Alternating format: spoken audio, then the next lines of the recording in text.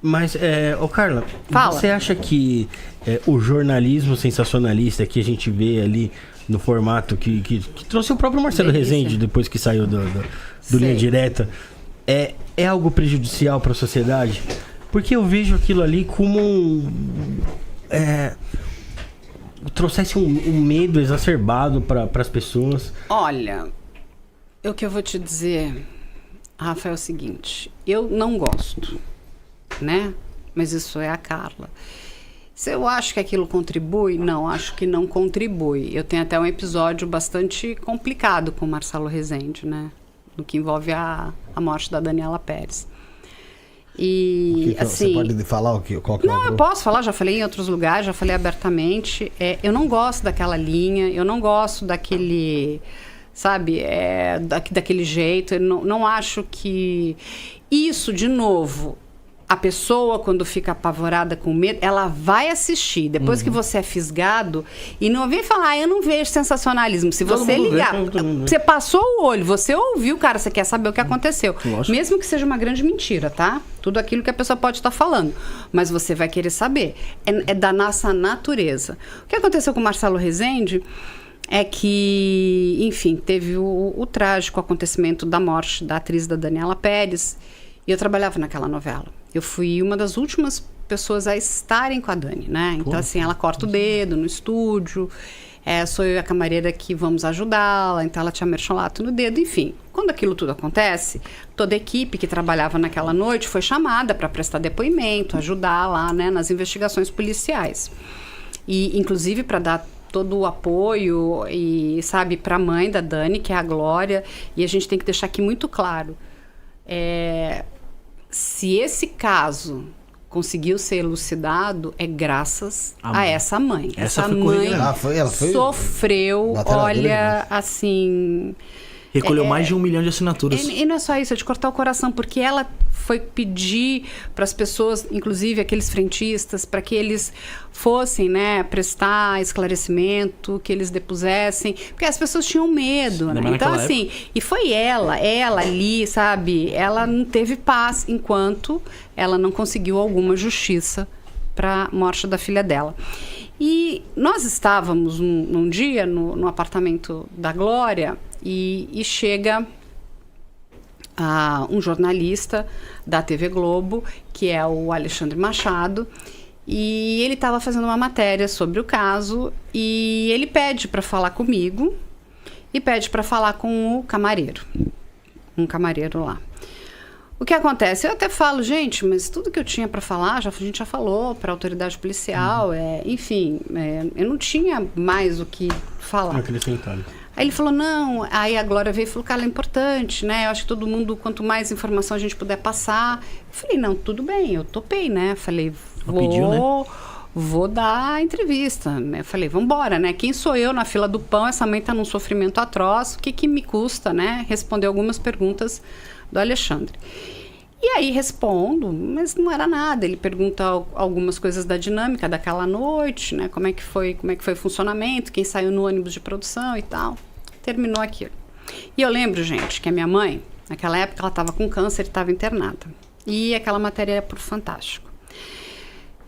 Mas sabe assim, eu esqueci, e a gente, na época de TV Globo, principalmente no que aconteceu durante essa novela, o trabalho ficou muito pesado. Então, sabe, você não queria nem ver novela. Sim.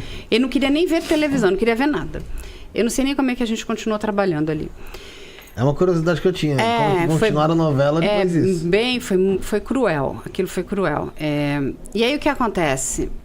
Eu apareço como testemunha-chave no Fantástico. Isso é um sensacionalismo. Eu não era testemunha-chave de nada. Eu nunca fui testemunha. Nunca fui. Você tinha visto ela no estúdio a última vez? Exatamente. E fui até a delegacia, prestei, né? Eles me chamaram 2 vezes e a grande questão era para tentar entender alguma dinâmica.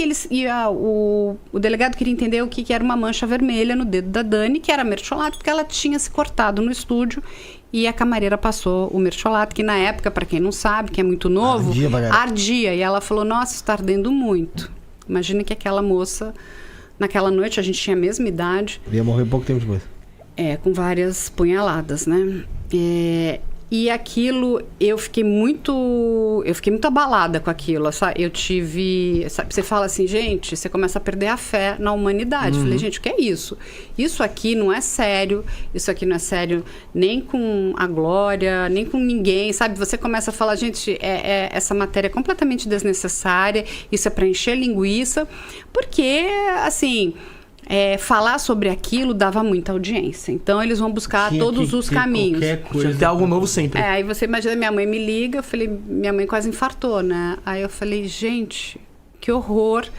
No dia seguinte, eu muito irritada, vou trabalhar. Na época, a gente gravava num estúdio lá na TV Globo, que se chamava Taikon, né? Você não tinha tudo no Projac. No Projac eram só as cidades cenográficas. E você tinha os estúdios separados, né? Na frente tinha os do Renato Aragão e aqui tinha a Taikon e a gente gravava muito na Taikon. A novela era gravada na Taikon. Aí aparece o Marcelo Rezende, um homem gigante, né? Ele é muito alto. E ele fazia Globo Repórter naquela época. Ele me diz o seguinte, eu quero uma entrevista sua. Eu falei, hã? Eu falei, mas de jeito nenhum.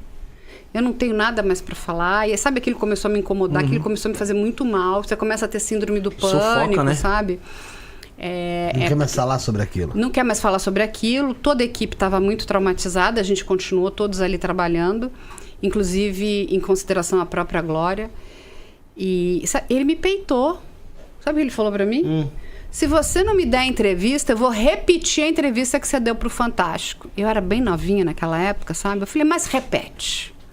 A Carla ficou gigante, sabe? Eu falei, mas você repete que eu vou processar a TV Globo.